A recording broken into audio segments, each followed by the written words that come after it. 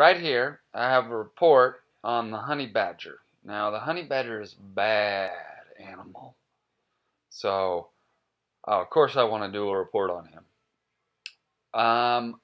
But after I went to the San Diego Zoo website, I realized that the honey badger is not the real name of the animal, the scientific name. If you notice right here, the honey badger is part of the weasel family, related to skunks, otters, ferrets, and other badgers. Its proper name is Ratel. So I'm like, I need to go through my entire report and replace every single time it says honey badger with Ratel? No, you don't. Don't even think about it. The best way to do it is this.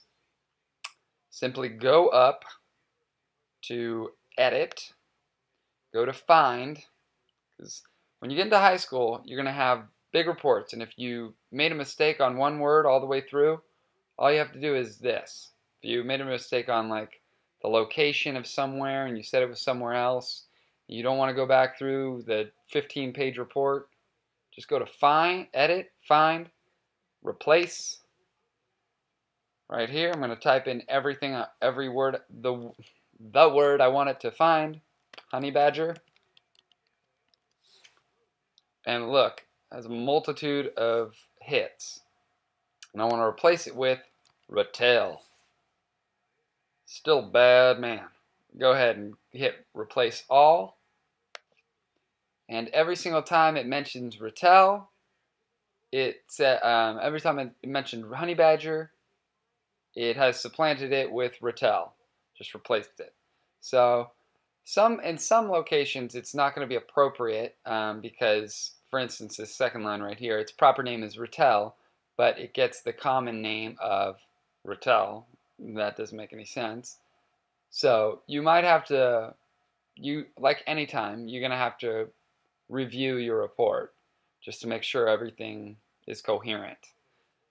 Now the next thing, if I've got my report, I want, since it's a couple pages, I'm going to put in a header and a footer, and the footers are going to denote the page numbers, so in consecutive order, and the header is going to appear on every page, just indicating what the title of the paper is.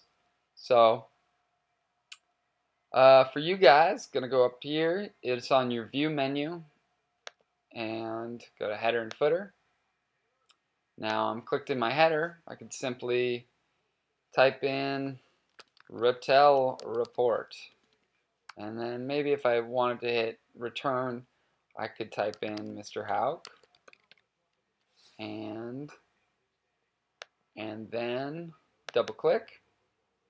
Now I've got it on there. I don't like it on the left hand side, so I'm going to simply highlight it, move it over, align it to the right. There you go. It's a little less intrusive that way, or less flagrant. I don't know what you would say. Okay, so it appears on every single page. That's good, but I have yet to number my pages, and I like my personal preference is to have my page numbers at the bottom.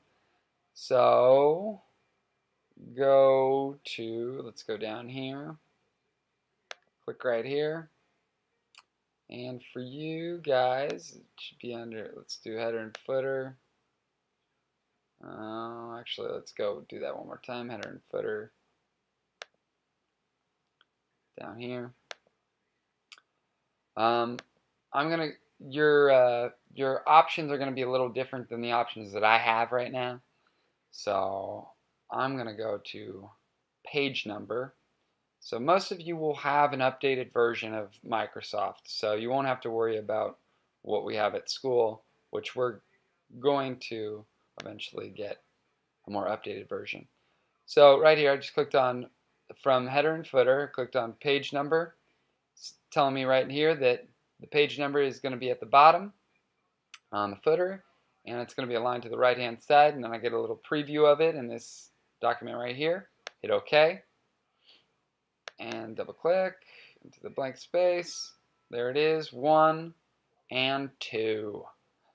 Nice. Okay, so that is just a little tutorial on using the find and replace keys, as well as putting in a header and a footer.